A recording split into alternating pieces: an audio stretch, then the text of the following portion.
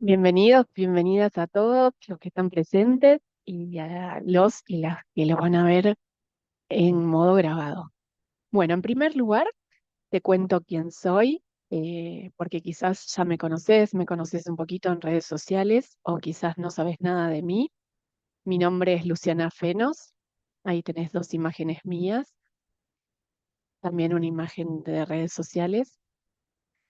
Yo estudié Derecho en la Universidad de La Plata, ejercí como escribana, también como inspectora de escribanos, y me formé en varias áreas, como por ejemplo bioneuromoción, neuropsicoeducación, yoga, entre otras, para no aburrirte. En el 2020 realicé un trabajo monográfico como actividad integradora final del curso universitario de neuropsicoeducador y me aboqué a hacer ese trabajo relacionado al embarazo y al parto. Y además de este trabajo, vengo investigando esta temática hace muchísimo tiempo, porque cuando comencé la carrera de abogacía, ya por el año 2003, leí varios casos de violencia obstétrica y la verdad que quedé muy conmovida de la situación y no podía creer que eso sucediera en ese momento tan especial de la mujer y el nacimiento, así que me dediqué a estudiarlo por ese sentimiento que tuve, ¿sí? Estas son algunas de las imágenes que puedes ver en redes sociales de mi academia Código Vital, con algunos de mis cursos que ofrezco, como por ejemplo Liderar o Mía. Y te preguntarás, ¿por qué me dedico a esto con mi experiencia o mi trayectoria?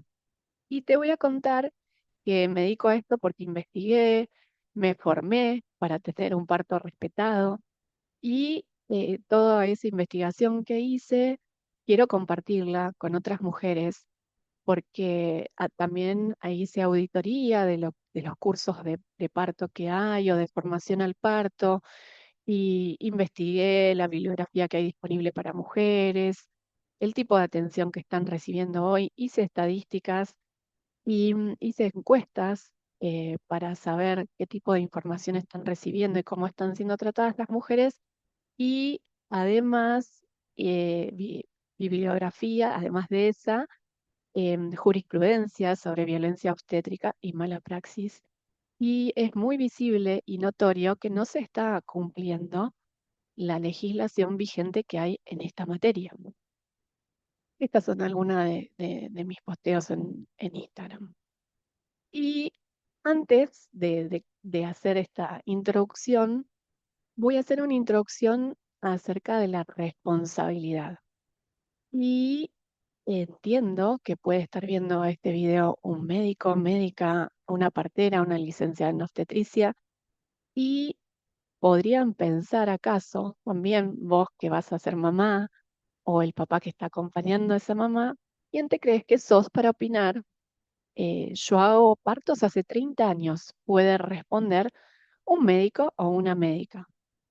Me lo puede responder a mí, te lo puede responder a vos, mamá, papá, cuando estás en una consulta, cuando vos cuestionás o no estás de acuerdo con alguna situación.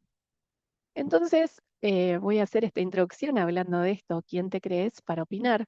Porque es una cuestión de egos y estereotipos muy marcado que se da en el ámbito de la medicina, sobre todo, y es una falacia de argumentación, porque a veces los profesionales de la salud consideran que porque tienen una experiencia y hacen una actividad de determinada manera y de esa determinada manera no ha sido cuestionado nunca, y ahora una persona desde fuera viene a cuestionar y les dice, esto no está bien, no les es agradable, tanto que lo diga yo como que lo diga una futura mamá que es inexperta en esa situación o un futuro papá.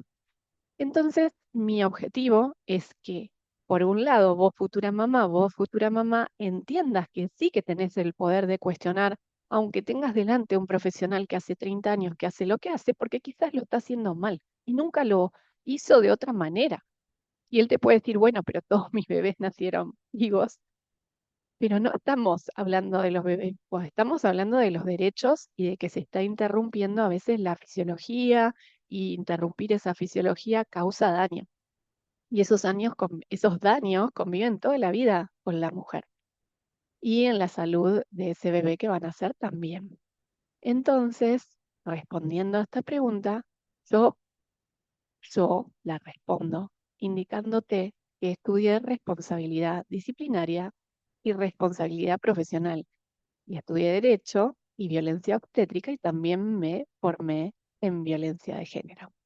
Así que para mostrarte estos razonamientos que son muy útiles, te voy a dar primero para que veas toda la legislación que protege a las mujeres y que están desconociendo en los ámbitos médicos, tanto enfermeras, enfermeros, licenciadas en obstetricia, médicos y médicas, ya sea el anestesista o el obstetra o el que sea.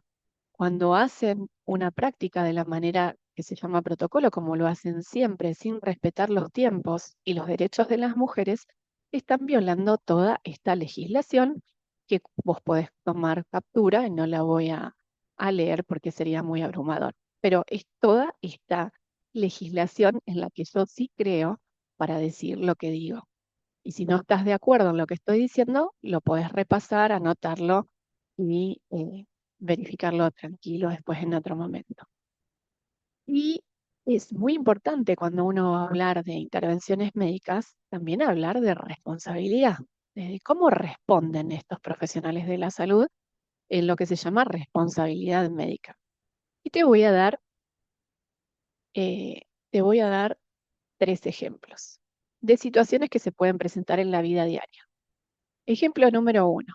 Un médico lleva su auto nuevo a un servicio. ¿Y qué sucede? Al día siguiente que lo retira, el auto se sobrecalienta y casi se incendia y no funciona. Se bloquea todos los dispositivos electrónicos que tiene. Va a la agencia, se queja y le responden, usted no es ingeniero mecánico, no puede opinar. Nosotros hicimos todo bien, como se debía. No sabemos qué pasó, eso pasó porque tenía que pasar. Nosotros hicimos todo lo que debíamos hacer. Ejemplo número 2. Una doctora contrata a un arquitecto y a un desarrollista. A los 8 meses de construida la casa, se inunda el living, hay filtraciones en todos los techos y hay grietas en las paredes. La doctora se queja. El arquitecto y el contratista le dicen, hicimos todo bien. Hace 30 años que hacemos casas. Vos no sos arquitecta, no podés decir nada. Y el último ejemplo, un doctor va a una escribanía para que le hagan la escritura de compraventa de su casa nueva. La escritura después no se puede escribir. No se puede escribir porque hay un problema en los antecedentes. El escribano, hipotéticamente, le podría contestar, siguiendo este silogismo de ejemplos, vos no podés enojarte ni quejarte porque no sos escribano.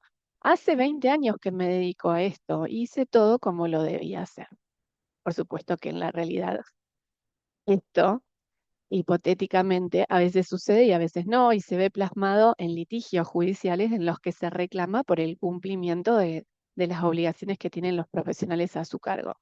Pero te doy estos ejemplos para que visibilices cómo no es correcto el razonamiento que que tienen ciertos profesionales de la salud cuando dicen que otras personas profesionales que investigan cuestionan sus prácticas.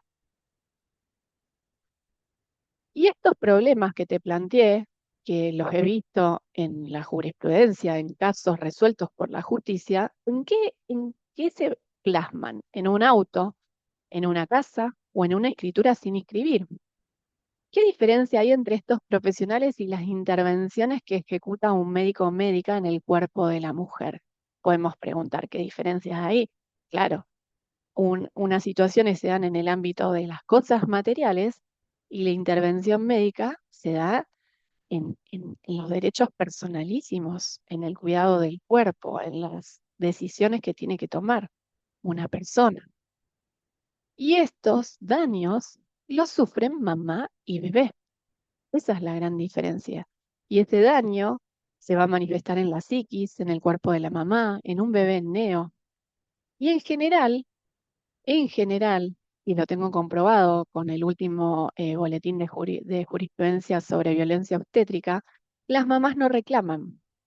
No reclaman, no expresan qué pasó, no entienden qué sucedió. Cuando otras mujeres les cuentan que tuvieron un parto maravilloso, que no tuvieron ni siquiera desgarro, que tuvieron un bebé grande, que el bebé nació incluso sentado, que no les molestaron las contracciones. Estas mamás empiezan a averiguar y se dan cuenta que tuvieron un parto que no debía ser, o una cesárea que no debió ser, o una inducción que no debió suceder. Y se dan cuenta de que su proceso fue intervenido, pero se quedan sin expresar qué pasó. Otras sí lo expresan, lo cuentan, pero en general no reclaman.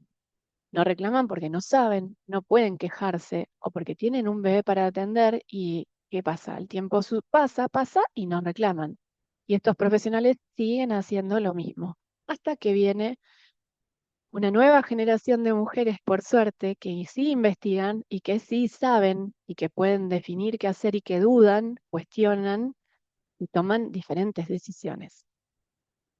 Y también sucede, porque sé de casos, sobre todo del interior, que hay abogados que confunden lo que es la mala praxis con la violencia obstétrica, porque va una mujer y les comenta a un abogado o una abogada que tuvieron una cesárea innecesaria o que tuvieron una intervención de algún modo, y el abogado quizás les contesta, ay, no, bueno, pero vos no tenés ningún daño, no se puede verificar, no se puede comprobar, no hay mala praxis, no podés reclamar nada, le dice el abogado. Entonces tampoco se reclama. ¿Por qué? Porque el abogado no sabe de violencia obstétrica y no entiende que puede suceder una cosa y no suceder otra, o suceder en el mismo caso ambas cosas. Entonces, con todas estas situaciones paralelas que están corriendo, no se reclama como se debe reclamar y no hay cambios. Y el profesional de la salud, que era procesaria, que ya desde el vamos clasifica a las mujeres para que no ni siquiera intenten su parto natural y fisiológico, tienen parteras que obedecen, que también están violando la ley. Y tienen enfermeras que obedecen, que no se dan cuenta porque creen que lo que dice el médico es correcto y que cómo van a cuestionar al doctor y a la doctora.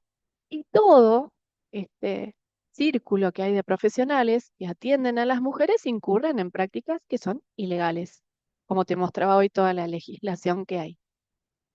Y se incurre en una cadena de violencia obstétrica. ¿Y cómo está esta cadena de violencia obstétrica? Institucionalizada. Son rutinas, protocolos que permanecen a lo largo del tiempo y hace que no cambien. ¿Y en qué están basadas estas cadenas? Están basadas en estereotipos de género, porque esperan que la mujer sea sumisa, obediente, que no cuestione, que no indague, que no verifique nada y que consienta. ¿Y por qué consiente esta mujer? ¿Por qué esta mujer a lo largo de los años, de las décadas, sigue consintiendo estas prácticas que no son correctas? Porque se encuentra en un estado de vulnerabilidad. Porque si yo, por ejemplo, quisiera ir en el ámbito civil a hacer una compra, a comprar un auto, y veo que ese auto no me gusta, voy a otra agencia. Si estoy yendo a un odontólogo y no me está atendiendo bien, voy a otro. Pero cuando una mujer está por dar a luz y ya se encuentra con su proceso de parto avanzado y ejecutan en su cuerpo intervenciones sin consultarle, está en estado de vulnerabilidad. No puede irse a otro sitio, atenderse con otro profesional. Entonces se sigue reiterando y se sigue repitiendo todas estas prácticas e intervenciones. Pero siempre estuvo presente el derecho de la mujer a decir no. Lo que sucede es que las mujeres no saben cómo articular estos derechos, a veces por desconocimiento, a veces por falta de experiencia, pero por suerte hoy sí hay mujeres que sí lo hacen. Estos profesionales de la salud no tienen derecho a ejecutar en el cuerpo de la mujer estas intervenciones innecesarias. Están violando toda la legislación que te cité al inicio. Y esta violencia se tiene que terminar. Se tiene que terminar y se necesita que personas desde el ámbito jurídico, como yo y como otras mujeres que también estamos con esta experiencia y facilitando a las mujeres este conocimiento, diciéndoles que basta, que tiene que haber otra etapa nueva en la que sí se respeten los derechos y los tiempos de las mujeres. Y nosotras estamos ayudando a que eso se visibilice y que cambie, que se diga basta. Por eso, además de esta introducción, sobre todo para recordarles a los profesionales de la salud que están mirando este video y a las mujeres que están tomando esta clase para entender cómo funciona la inducción, la fisiología y los derechos, que existe en el Código Civil y Comercial en la Argentina, y si vos vivís en otro país, te digo que mis clases te sirven aunque estés en otro país, porque las legislaciones son similares. Cambian los artículos y cambia algún vocablo en la ley y cambia el número de ley. Pero en la mayoría de los países occidentales, Latinoamérica, por supuesto, hay leyes que protegen los derechos de las mujeres, el derecho a decidir, el derecho a definir qué tipo de parto desean tener y que sean tratadas con respeto y dignidad. Y nosotros en Argentina tenemos este artículo, pero vos lo puedes buscar en tu legislación y ver que va a ser similar, que es lo que se llama consentimiento informado para actos médicos. En la legislación argentina indica que este consentimiento es la declaración de voluntad expresada por la paciente emitida luego de recibir información como debe ser clara, precisa y adecuada. Cuando te están apurando y te avisan qué es lo que hay que hacer, no te están dando información clara, precisa y adecuada, te están avisando, voy a hacer esto.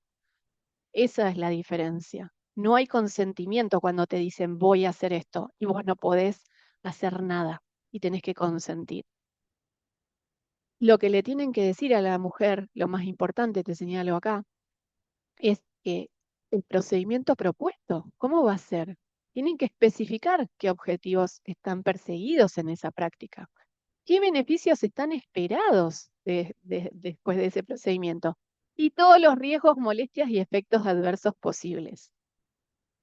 ¿Sí? También tienen que especificar los procedimientos alternativos, los riesgos, los beneficios y perjuicios en relación con el procedimiento propuesto. Y esto aplicaría, por supuesto, en una inducción. Las consecuencias previsibles de la no realización del procedimiento propuesto o de los alternativos especificados. Nadie puede ser sometido a exámenes o tratamientos clínicos o quirúrgicos sin su consentimiento, libre e informado. Se los recuerdo a todas las mujeres que estén viendo esta clase, esta introducción a esta clase, a los papás y a todos los profesionales que estén en el ámbito de la salud atendiendo a mujeres que van a dar a luz. ¿Sí? Existe este artículo y otros que te voy a citar que son muy importantes. Ese consentimiento informado no existe si se pide cuando no hay libertad, que es el ejemplo que te daba hoy. Cuando la mujer ya está con su trabajo de parto avanzado y ya no tiene posibilidad de irse, de elegir otro profesional y ya le están diciendo que si no hace esto va a suceder esto, ya no está dando consentimiento. Ya hay una cadena de intervenciones que quizás comenzó con una que no era correcto, no era correcta, y avanzaron las siguientes. Y en ese ámbito se aprovechan del cuerpo de la mujer y de su libertad. El parto muchas veces no progresa porque la mujer falle, que es lo que le hacen creer a la mujer. Ay, mamita, el parto no progresó, vamos a cesárea. Falla porque el entorno que la apura, la interrumpe, la infantiliza y le quita su poder de decidir. Porque si vos sos profesional en la salud que me estás mirando, o enfermera o partera, o lo que sea en ese ámbito, y no tenés tiempo, y tenés una agenda y te tenés que ir de vacaciones, o no querés atender en los fines de semana y estar tranquilos, tenés que ser honesto en tu responsabilidad médica y decirle a esa mujer, yo no te puedo atender, anda a la guardia, hay personas correctas que te van a atender y respetar tus tiempos. Eso es responsabilidad médica de vida. A la mujer, cuando no le explican, no le dicen la verdad y no son honestos, le quitan su tiempo, su poder de usar la fisiología a su favor. Por eso les recuerdo a las a las mujeres y hombres que estén viendo y a todos los profesionales que existe también en la legislación argentina y lo vas a encontrar en la legislación de tu país si vivís en otro país, que las normas que entran en juego cuando hay una acción, ya sea de mala praxis o de daños y perjuicios, se valora la conducta de esos profesionales y se valora porque se les exige prudencia, conocimiento de las cosas y cuanto mayor sea ese deber de obrar, mayor va a ser la diligencia exigible. ¿Sí? Mayor va a ser la diligencia exigible. Si trabajas en ese ámbito donde el nacimiento debe ser respetado, donde la fisiología de la mujer debe ser respetada, porque hay leyes que la protegen, tienen que poner la diligencia correcta para respetarlo. Y si no pueden hacerlo, deberían ser honestos y decir que no saben hacer un parto fisiológico sin intervenciones y que esa mujer tenga el derecho de buscarlo con otro profesional, en otro ámbito y en otras circunstancias. Y ahora ya yéndonos al ámbito de la fisiología, en esta introducción, vamos a hablar del tiempo, ¿sí? La gestación tiene un tiempo, todas las mujeres lo sabemos. Y este tiempo tiene que ser respetado, porque respetarlo es cuidarte a vos y cuidar al bebé. Y la inducción, como una práctica médica, es una intervención. Esta intervención muchas veces implica no respetar, implica interferir y muchas veces se abusa de estas intervenciones y se usa para coordinar agendas y se usa para conveniencia de los profesionales que tienen que manejar sus ciclos de tiempo con sus otras pacientes o sus otras áreas de la vida. La fecha probable de parto, de la que te habrán hablado muchas veces, en muchas oportunidades se usa para presionar y manipular la fecha de nacimiento de los bebés en una fecha en que no tenían que nacer. Se convierte en una sentencia. Y a la mujer que le están diciendo que la fecha de probable de parto es, por ejemplo, el 25 de diciembre, quizás probablemente le vayan a ofrecer una inducción para coordinar esas agendas, porque eso surge y se evidencia en miles de relatos de mujeres que por suerte hoy lo están contando y que hablan de sus experiencias nefastas de inducción que han tenido, incluso sin su consentimiento.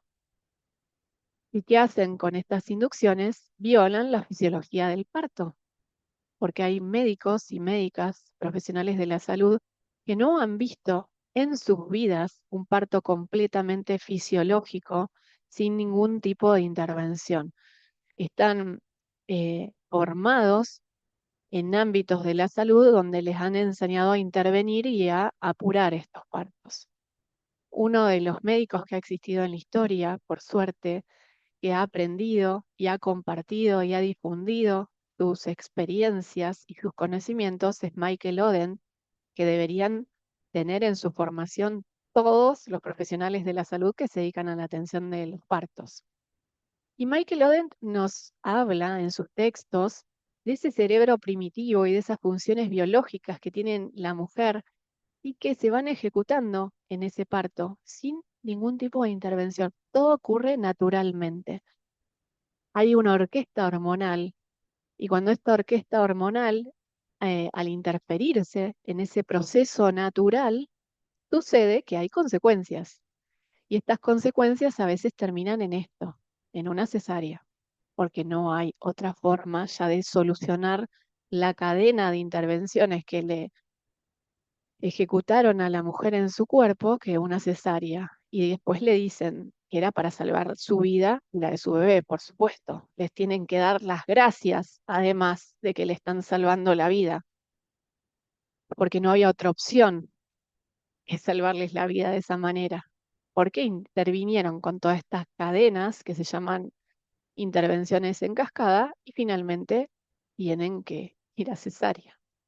O el bebé termina en neo. Fíjate qué diferente de este panorama es esta foto.